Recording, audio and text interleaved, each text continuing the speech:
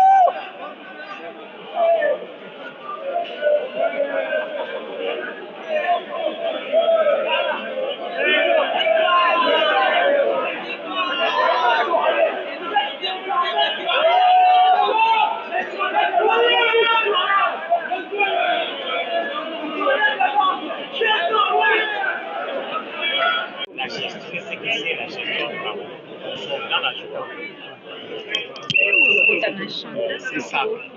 Pour nous, ce n'est pas une élection, c'est en fait une sorte de plébiscite parce qu'il a fait presque tout. Vous êtes numéro de Kinshasa, Matete. Qu'est-ce que vous attendez de lui? Quelle serait cette priorité?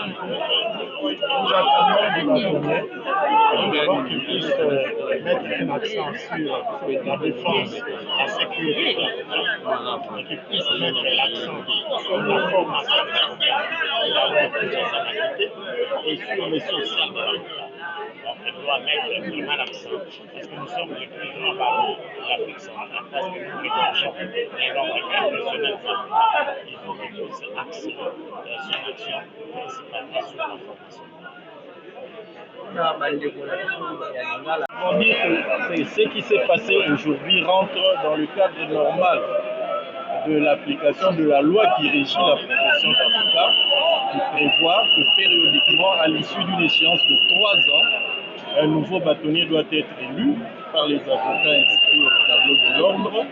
La particularité de cette élection est qu'elle a été retardée, elle a été organisée au-delà du délai légal à cause de la circonstance de la pandémie de Covid-19. C'est une élection qui aurait dû avoir lieu en 2020, 2 ans déjà, qui a lieu aujourd'hui par rapport à cette réalité. Donc, ce qui s'est passé aujourd'hui, c'est simplement l'élection prévu par la loi et par le règlement de la profession du responsable du corps des avocats. Et le corps des avocats est bien entendu au service de la population. C'est que la population peut en retenir, c'est qu'il y a le corps de la profession d'avocat qui est à leur disposition pour la défense de leurs droits, pour les assister, pour leur apporter le support nécessaire devant les instances judiciaires et devant toutes autres autorités administratives devant lesquelles les citoyens auraient à faire valoir leurs droits. Donc, ce qui s'est passé aujourd'hui, je le répète, c'est principalement un exercice qui rentre dans le cadre interne.